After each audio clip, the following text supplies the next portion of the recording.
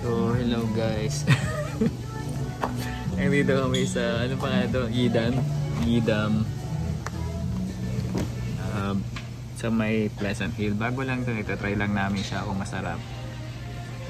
Mura lang naman din, $29.95. Bagong tuklas. Bagong lumabas ba sa Google Maps mo?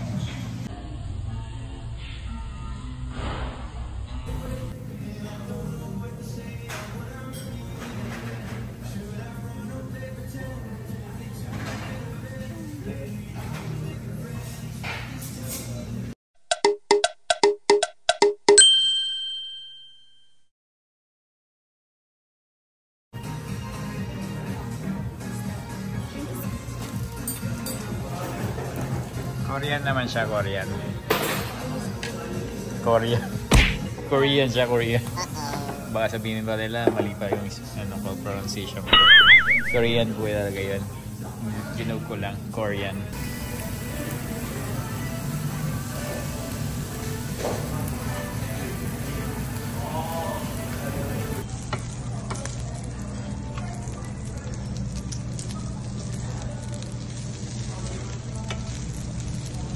A few moments later. Ito guys, tapos na kami kumain. Masarap din siya.